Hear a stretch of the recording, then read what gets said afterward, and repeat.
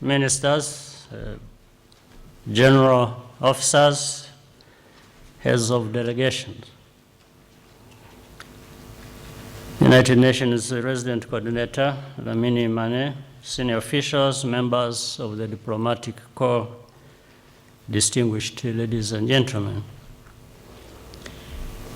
I wish to thank you all for joining us today, and for those visiting our country, a very warm welcome to Rwanda. It is a pleasure for me to be here and open these deliberations on the protection of civilians. This is the right time and place for this conference, and most certainly this is the right subject matter for discussion. The central purpose of peace operations is the protection of civilians. This cannot be said often enough. It is not the protection of peace agreements or UN mandates, even peacekeepers for that matter, much less the protection of politicians. The mission is to protect the ordinary people most at risk.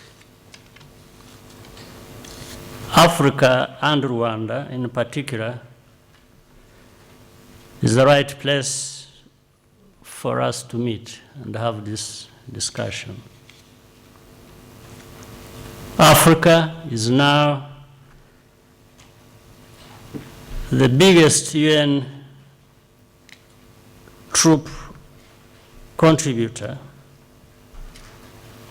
but this is nothing to boast about, given that 80% of the world's peacekeepers are also deployed on the continent.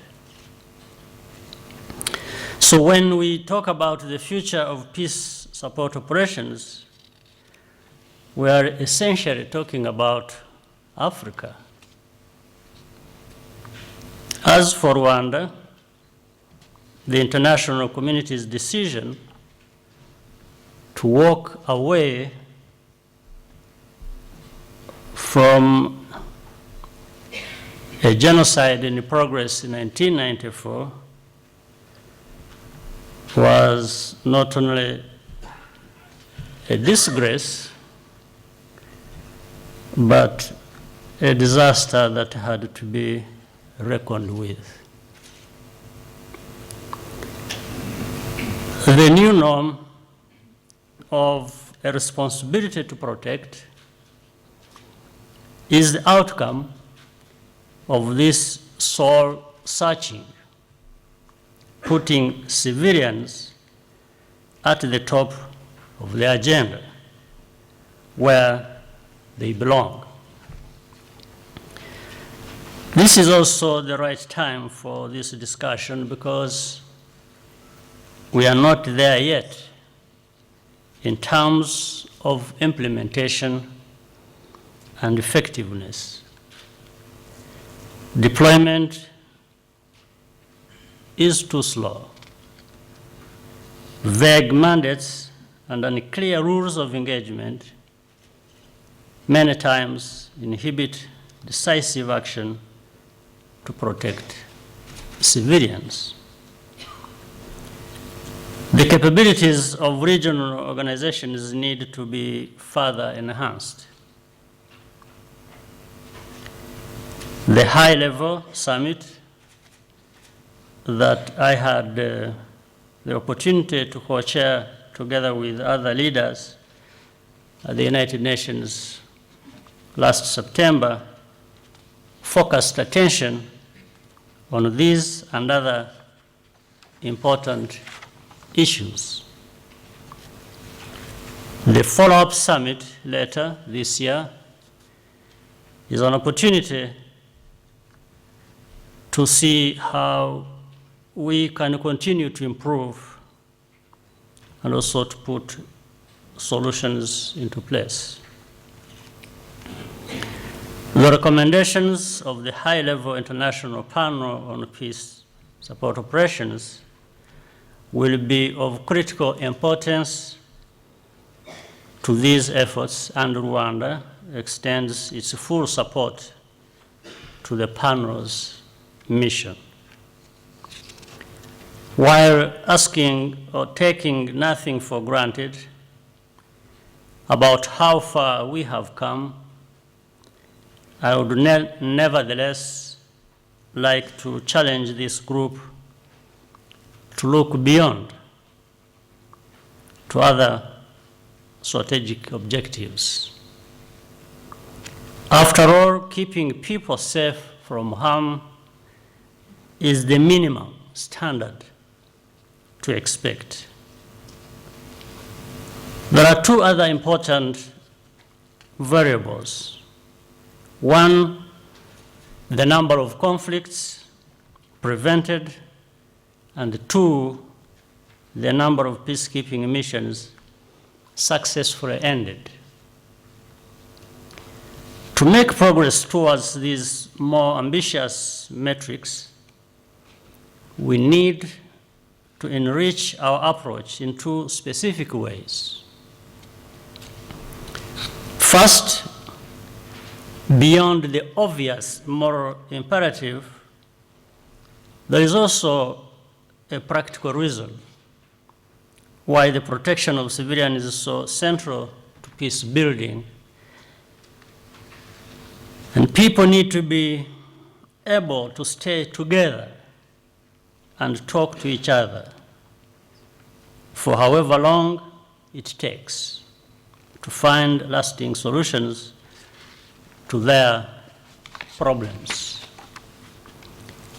Without security, it is impossible to conduct the inclusive dialogue and consensus building upon which every sustainable post-conflict transition rests. This means tackling the hardest challenges first. Peace building cannot be an euphemism for wishful thinking or procrastination in addressing root causes of conflict. These convictions were the basis of Rwanda's own journey of recovery and also informed our interpretation of the protection mandate, for example, in the Central African Republic. Each situation must be examined carefully in its own context. Matters of national cohesion cannot be defined by others, nor can solutions be dictated and implemented from outside. What we can do as the international community is work to create a secure enabling environment while ensuring that the necessity to protect civilians does not get lost in ideological debates. Building on that, then we can provide other necessary support. If we don't, there will never be a good moment for the peacekeepers to return home, and the burdens on the international system will definitely continue to grow. Second, collective action aimed at prevention is entirely compatible with the national sovereignty. Sovereignty, after all, is fundamentally about responsibility for the security and well-being of citizens.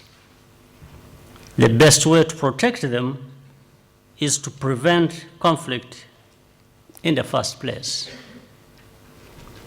That responsibility lies first and foremost with the state concerned, but it does not stop there. Of course, military intervention is always the last preferred option.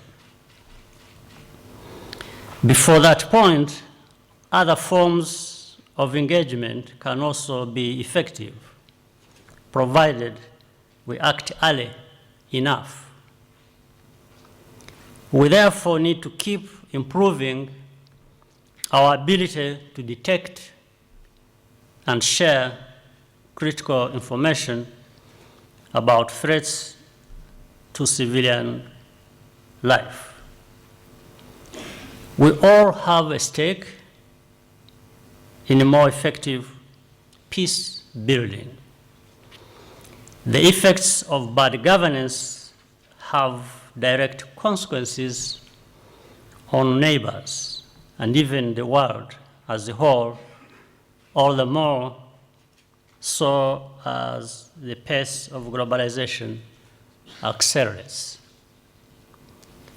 There is no clash between African and Western norms on this point. The Constitutive Act of the African Union authorizes intervention in extreme cases. The strongest voices and quickest action nowadays come from Africa itself. When African institutions are full partners in peace operations, we can address urgent situations with the necessary speed and legitimacy. What is clear is that the next stages on the journey must be taken by all of us together. The first step is to keep the security and well-being of citizens at the top of our agenda.